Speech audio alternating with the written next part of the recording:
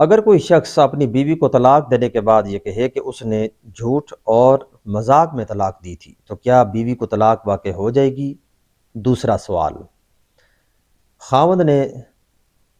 دوسری شادی کی اور پہلی بیوی کو اس نے بے خبر رکھا، لا علم رکھا، اور پہلی بیوی سے اس کی اولاد بھی ہے، تو پہلی بیوی کو اس کی خفیہ شادی کا علم ہو گیا، بیوی نے جھگڑا اور فساد کیا، اور نوبت یہاں تک آ پہنچی کہ بیوی خاوند کا گھر چھوڑ کے اپنے میکے منتقل ہو جائے گی، اور اولاد کی تعلیم و تربیت پر بھی برے اثرات مرتب ہوں گے۔ تو اس صورتحال کے پیش نظر خاوند اپنے تئیں حکمت عملی سے کام لیتے ہوئے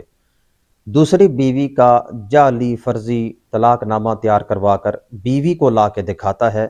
تاکہ پہلی بیوی میکے نہ جائے اور پہلی بیوی سے جو اولاد ہے وہ تباہ ہونے سے بچ جائے، ان کی تعلیم و تربیت میں کوئی فرق نہ آئے۔ تو کیا ایسی صورتحال میں جو دوسری بیوی ہے اس کو جعلی فرضی طلاق نامہ کی بنیاد پر طلاق واقع ہو جائے گی یا نہیں؟ تو دیکھیے، شریعت مطہرہ کی روشنی میں دونوں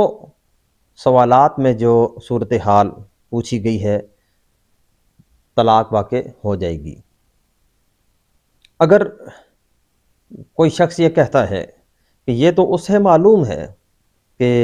اس نے کس نیت کے ساتھ ایسا کیا، تو دیکھیے یہاں نیت کا اعتبار نہیں ہوگا، یہاں جو ظاہر ہے اس ظاہر کے مطابق حکم شرع جاری ہوگا۔ نبی پاک صاحب الاولاق صلی اللہ علیہ وسلم کی حدیث مبارکہ ہے، اور اس حدیث مبارکہ کو امام ابو داود، امام ترمذی، امام ابن ماجہ رحمہم اللہ تعالی نے روایت کیا ہے۔ حضرت ابو ہریرہ رضی اللہ تعالی عنہ راوی ہیں۔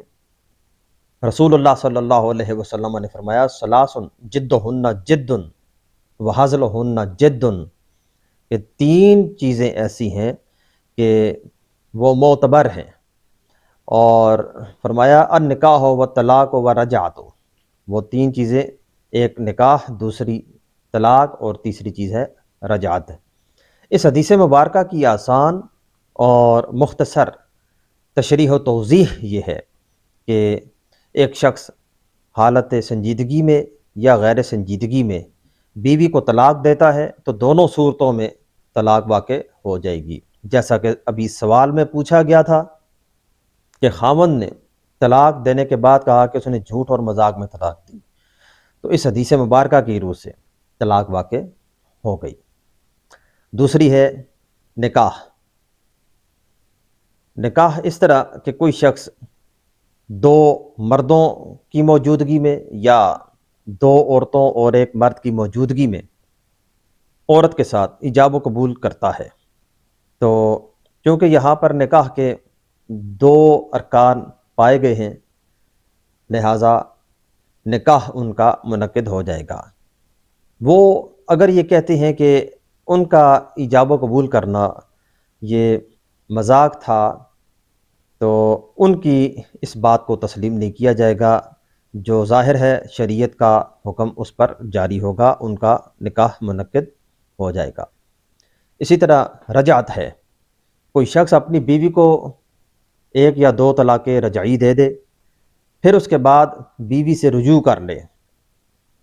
رجوع کے بعد وہ اگر یہ کہتا ہے کہ اس نے جھوٹ اور مذاق میں بیوی سے رجوع کیا تھا، تو اس شخص کا یہ قول معتبر نہیں ہوگا۔ اس نے جو رجوع کیا ہے اس کے مطابق شریعت مطہرہ کا حکم جاری ہوگا اور رجعت ثابت ہو جائے گی۔ ہمارے علماء فقہاء نے بھی اپنی کتب فقہ میں یہ تصریح فرمائی ہے کہ حالت سنجیدگی میں، غیر سنجیدگی میں، مذاق میں اور سنجیدگی دونوں طرح کی حالت میں طلاق دی تو واقع ہو جائے گی، نکاح کیا تو نکاح بھی منعقد ہو جائے گا اور رجوع بھی ثابت ہو جائے گا۔ ہمارے ہاں عموماً ڈراموں فلموں میں کہانی کے مطابق اداکار اپنا رول ادا کر رہے ہوتے ہیں، تو بعض مرتبہ ایسا ہوتا ہے کہ حقیقی زندگیوں میں جو میاں بیوی ہیں وہ فلموں و ڈراموں میں کہانی پر اپنا کردار ادا کر رہے ہوتے ہیں، اور کہانی یا فلم یا ڈرامے میں بھی وہ میاں بیوی کا ہی رول ادا کر رہے ہوتے ہیں۔ تو کہانی میں یہ ہوتا ہے کہ خاوند نے کسی مرحلے پر بیوی کو طلاق دینی ہے، تو وہ جو حقیقی خاوند ہے وہ اپنی بیوی کو فلم یا ڈرامے میں کہانی کے مطابق طلاق دے دیتا ہے، تو ان کی ڈرامے میں اور فلم میں جو طلاق ہے وہ حدیث مبارکہ کی روح سے طلاق ہی قرار پائے گی۔ اور اسی طرح کہانی کے مطابق مرد و عورت کا ڈرامے یا فلم میں گواہوں کی موجودگی میں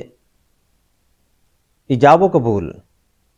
کرنا، اس سے نکاح بھی منعقد ہو جائے گا۔